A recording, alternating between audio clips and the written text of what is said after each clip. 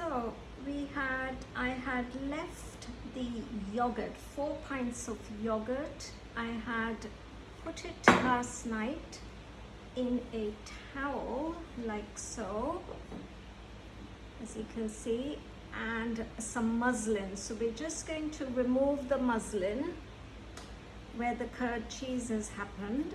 And as you can see, I had some newspaper which are now soaking wet, and this towel is also wet, which I'm just going to remove. And we now have our curd cheese, which is sitting inside this muslin cloth. There you go. It's been sitting all night, and we're just going to scrape it out now.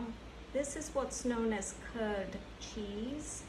You can actually buy it in some delis, but I think it's better to make it, because the homemade yogurt really does make it sort of exquisite in its taste and its consistency. So you just, you can see what I'm doing. I'm just kind of helping the curd to release itself from the muslin. And I'm going to put it all in this bowl and scrape off the last bits that are hanging on. And there you have it. We have the curd cheese. The many beautiful things to do with milk. As I said, milk is that divine product. If you can get ahimsa milk and make yogurt out of it, it is just incredible.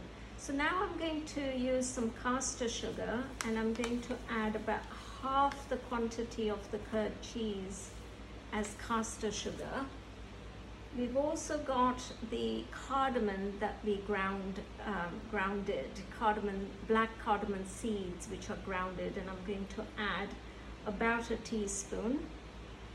And I'm also going to add in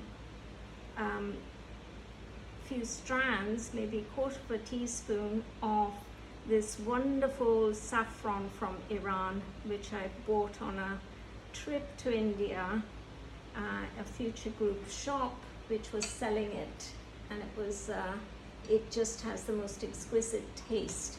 And all of that, we're just going to whisk it with a blender.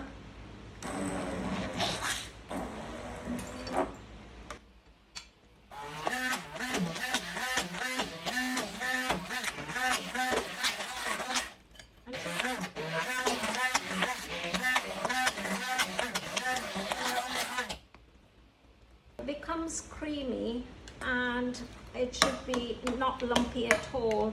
In my young days, my mother used to make me sieve all of this through a muslin cloth. This was days before the blender, but I think this does the job equally well. You've just got to persevere till it's all creamy and smooth. So here's the Shrikand, nice and creamy. There are no lumps left. And the first batch, or the first spoonful, is going to be taken out for Krishna Janmashtami tomorrow, meaning Krishna's birthday. All milk products are his favorite. And I'm going to be offering him this Shrikhand tomorrow, the first batch. And I always offer him his meal in a silver bowl. This is specially kept aside for him. I never use it for my own private use. And remember the pantry essential of almond and pistachio grated. I'm going to sprinkle some of that on top like so, and I'm going to add maybe a few more strands of saffron just to give that scent. And the rest I'm going to basically just freeze in a container, which will keep for several weeks. I make sort of shallow batches like that, and freeze it. Again, I sprinkle the nuts ready, and this will last in the freezer. This is enough for 3 or 4 people for a meal, and it combines very well with curry and rice and puris, so it's a family favorite, a little sweetness to the meal. And I'm going to do the same with this and decant it in this to keep in the fridge for now. That's it, folks. You have Shrikhand.